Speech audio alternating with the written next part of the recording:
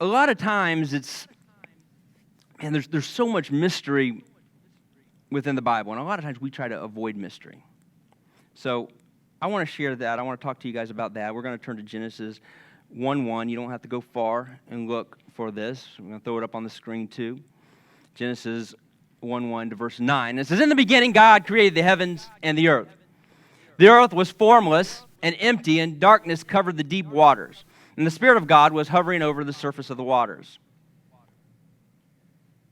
Then God said, 'Let there be light,' and there was light. And God saw that the light was good, and then he separated the light from the darkness, and God called the light day and the darkness night. And evening passed, and morning came, marking the first day. Then God said, 'Let there be a space between the waters to separate the waters of the heavens from the waters of the earth.' And that is what happened. God made this space to separate the waters of the earth from the waters of the heavens.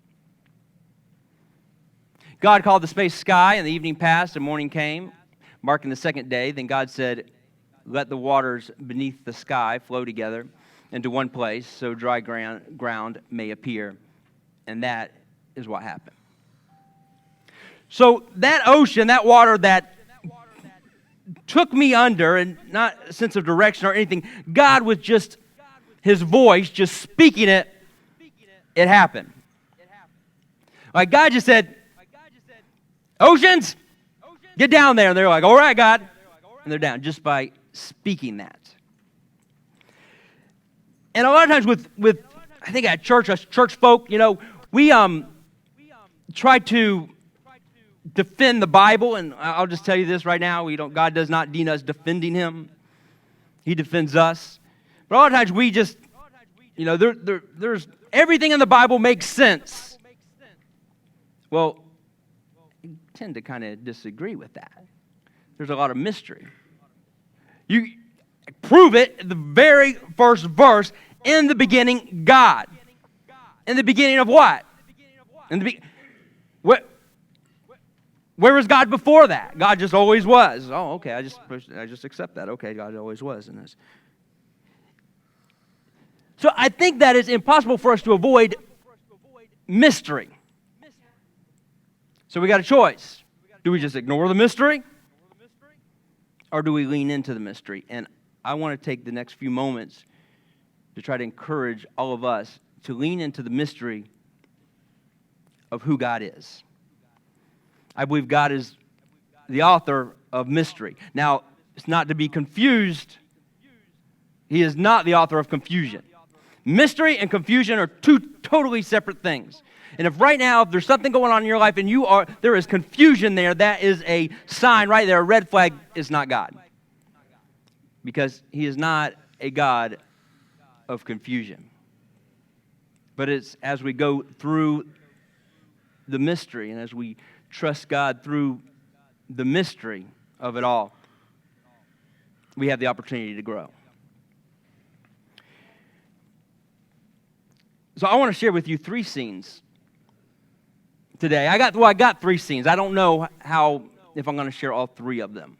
I did get to all 3 of them in the first service, but I'm going to share 3 scenes in the Bible that just, to me, that God has spoke to me and showed me that some stuff that I really never seen before. I've read the stories, but just show me how we a lot of times deal with mystery.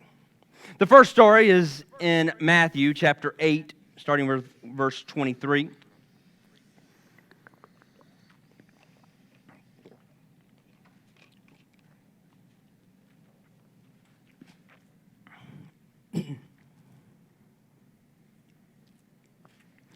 Matthew 8, verse 23, it says, "They all got into the boat and began to cross over to the other side of the lake."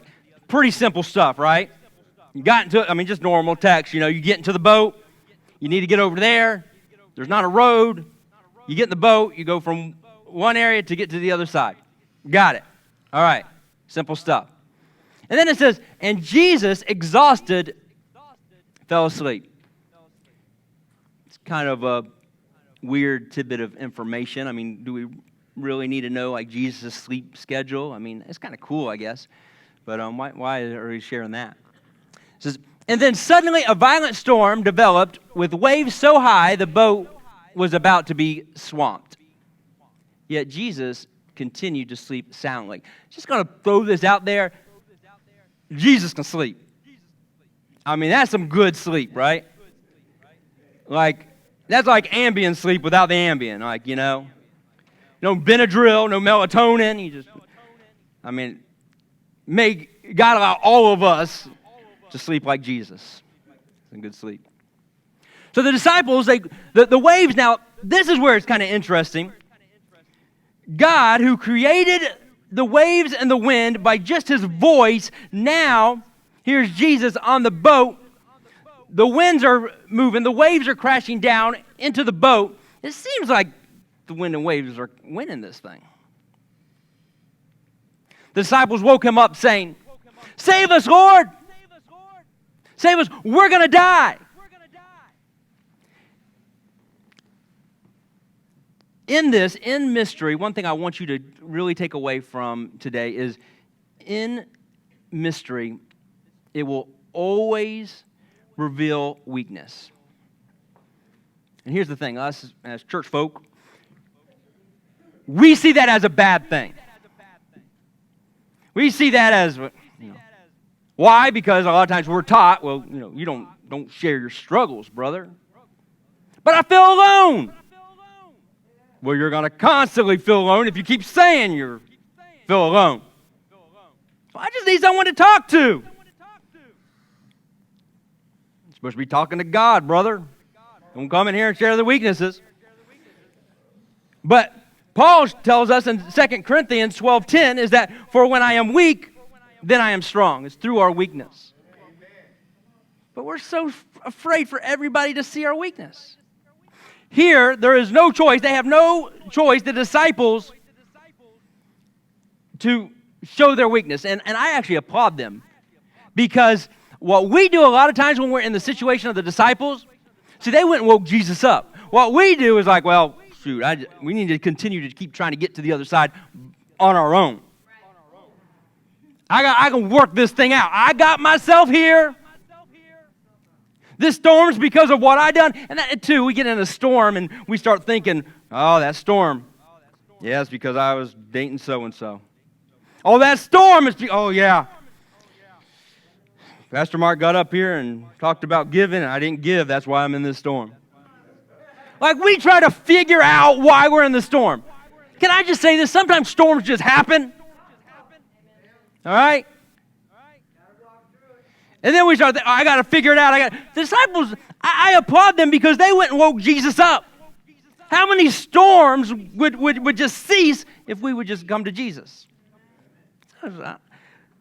They woke Jesus up saying, Jesus, wake up, we're all going to die. I feel like it was kind of like one of those scenes, like you ever, like you're with a group of people and you're in a car or something and songs playing on the radio and you're singing and somebody like turns the radio off. Like, oh baby, you got what You're the only one singing? I feel like it was kind of like that. Like, Jesus, wake up, we're going to die. And then at that moment, Jesus gets up and it says, in that moment, it's like, oh yeah, I wasn't really scared. Yeah, I was just joking. Jesus says, be still, and it was. And then he says, where's your faith? Right? We do a whole message on that, but this is what I get out of this, and it's very interesting, is because then, in the last verse, talking about this in verse 27, it says, the disciples were astonished by this miracle and said to one another, who is this man? Even the wind and waves obey his word. And I'm thinking, who is this man? Like, I would get it if this was like the first time. Like, they were just now starting to hang out with Jesus. And this was the first miracle they'd seen with Jesus. And they're like, whoa, that's really cool.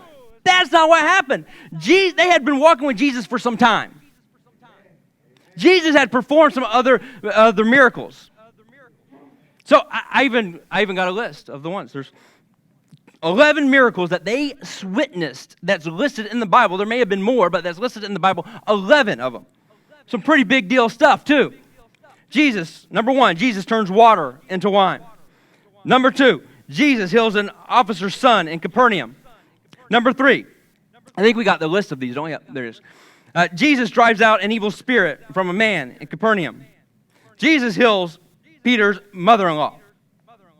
Jesus heals many sick and oppressed in Capernaum. He's doing a lot of stuff in Capernaum here. Seems like a place to be. First miraculous catch of fish on the lake. Jesus heals a man with leprosy. Jesus heals a centurion's paralyzed servant. Jesus heals a paralytic who was let down from the roof. Jesus heals a man with a withered hand. Jesus raised a widow's son from the dead. They witnessed, he raised her son from the dead. They witnessed that. But yet, who is this man? And at first I'm like, dude, I just applauded you for waking Jesus up. Now, look like... But you know how many times I've done that? Jesus, rescue me from this situation. He does. And there's like, oh my gosh, how am I? My life's never going to be the same. My life is ruined. Oh, well, thanks, Jesus, for rescuing me from that. Jesus, please, if you can just give me this. Oh, yeah, I got it. Cool. No use going to Jesus for that. I'll never get that. And here's the thing. I don't want to say I just learned it this week, but something that was really set strong with me is that I'm still learning who Jesus is. And by the way, I'm pretty happy and excited about that. Because I hope I never get to the point where it's like, yep, that's it. I got it. Because if I do, why am I doing this? And I have a feeling that we're all in the same boat, because if you were there, if you didn't want more, why would you be here? You could still be sleeping. You could just show up for Kathy's lasagna. There's not a requirement of coming here. I would get that if that was the requirement. We were handing out tickets. I hope I never get to the place where I don't want more. Where I'm like, yep, I have enough. I'll tell you right now, like, I have some good memories of high school, but if somebody at 43 years old said, Jimmy, you need to go back to high school, I'd be like, I'm out, all right? Listen, I went through paramedic school once. I've been working for the fire department for 11 years. If they came and said, Jimmy, we're making all our paramedics go back through paramedic school, I would say, here is my resignation. I'm done. I'm not going back. But here, he's constantly showing me more.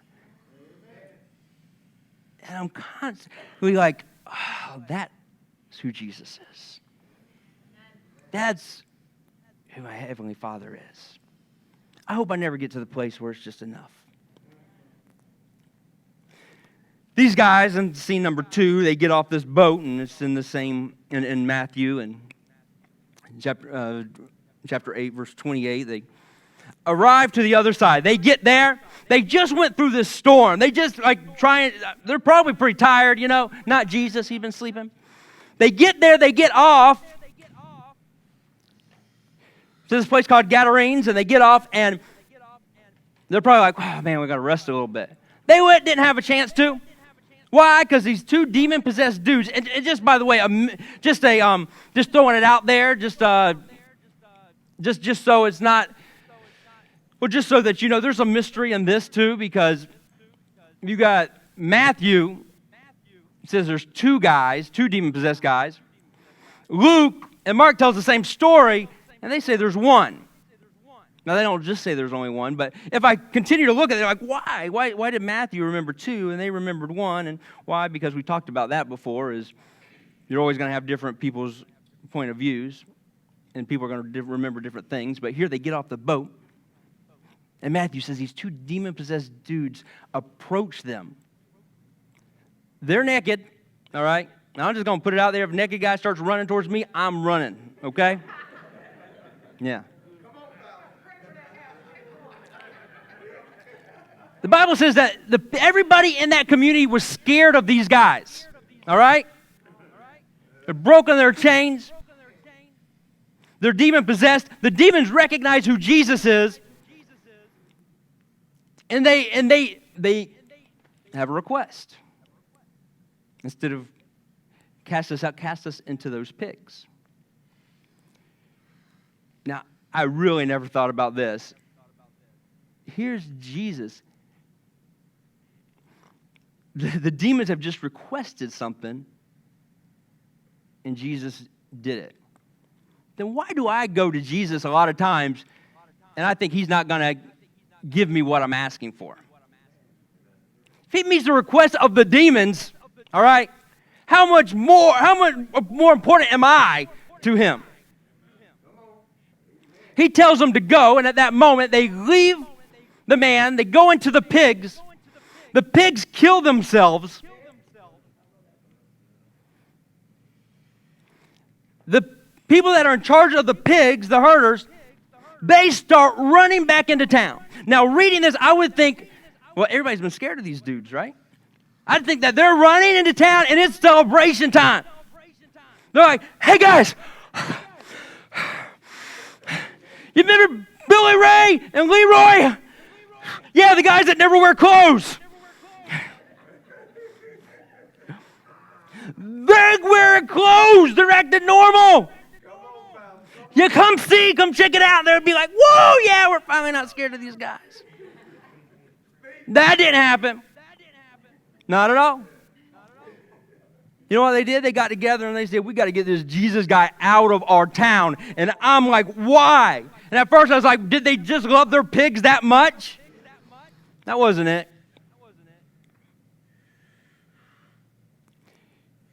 Here's Jesus. He could have changed everything in that community. But this was something they've never seen before. My son Aiden, he was talking to me. He's asking me a bunch of questions. Kid has a lot of questions, all right? Pretty good stuff. But he asked me, he said, was there demons in the Old Testament? How did they cast out demons in the Old Testament? And I started thinking, I was like, I never thought about this before. I brought it up to Pastor Rocky. I don't remember any demons being cast out in the Old Testament. Jesus changes everything.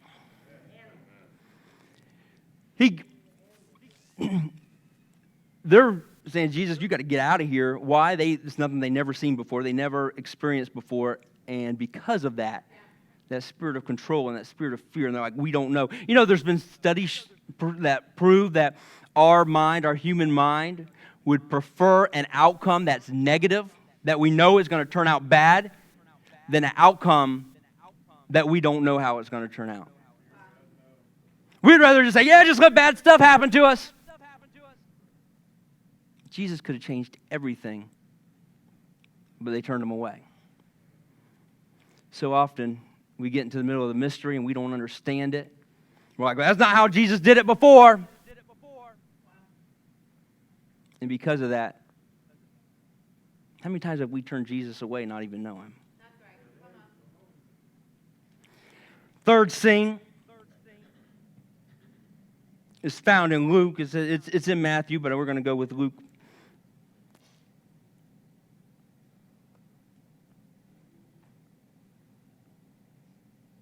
It's Luke chapter 9. I was hoping they'd throw it on the screen so I didn't look like I didn't know what I was talking about. I was just testing you guys, If you didn't know it, you probably should just do more Bible study, We got Bible study on Wednesday nights. Maybe you should be here. Luke chapter 9, verse 28 and 38. Jesus, this is talking about Jesus, is now about 8 days after these sayings. He took with him Peter and John and James and went up on the mountain to pray. So what we're looking at, what we're reading about is one of these old-fashioned prayer meetings, right? You remember those? Everybody just get together. It's like, who's going to speak? No, nobody's going to speak. We're just going to pray. Like, how long? Until we're done. I remember, I have slept under a lot of pews during a lot of prayer meetings. I'll just say that. Not as a kid, as an adult.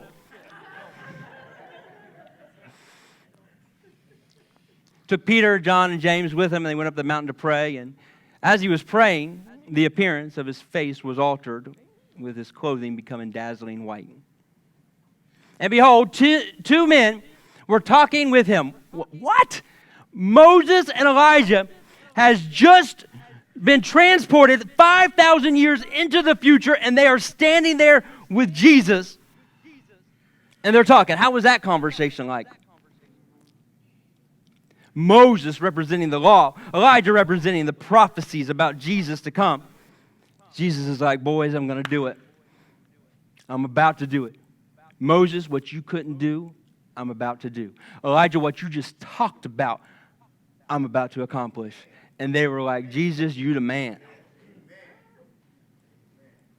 The disciples, they looked up. It says, verse 31, whose appearance appeared in glory and spoke of his departure, which he was about to accomplish at Jerusalem. Now Peter and those who were with him were heavy with sleep, like some of you are now. But when they became fully awake,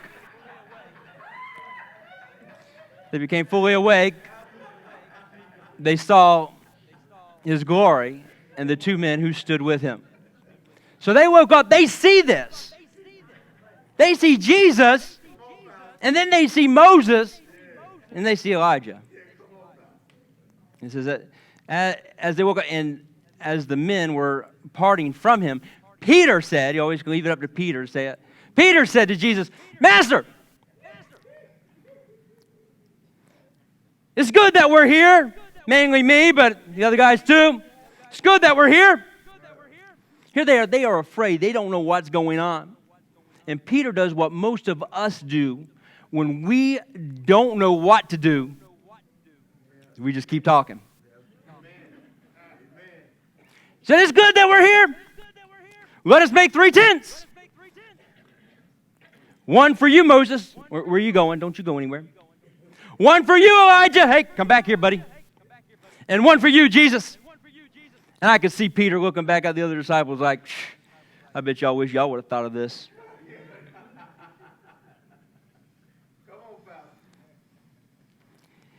And then it says, as he was still speaking, a cloud filled that space, and a voice came out of that cloud, which is Father God, saying, this is my son, my chosen one. Listen to him. That was the most polite way that God the Father could tell Peter to shut up.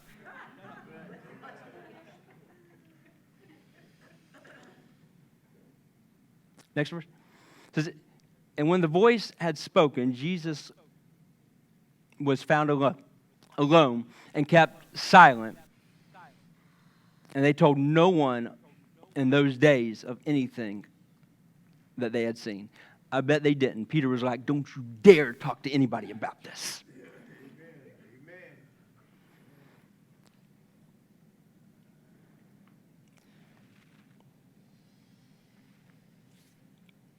The one thing as I was reading that this week that spoke to me, because see, what happens a lot of times, I can't speak for you, but what happens, I think, with a lot of us, and I know with Jimmy Lloyd, is I get into a place where I don't understand it, that mystery.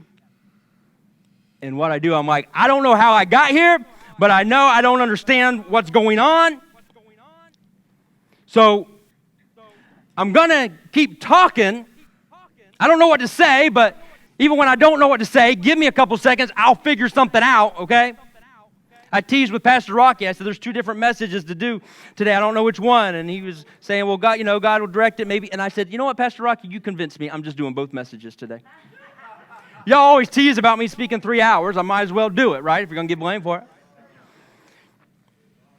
But you just keep talking, and you realize what he's talking about. He's talking about doing. How many times have I done that? Like, I don't know what to do, so I'm just going to keep doing stuff. I'm just going, I got to just keep going to church.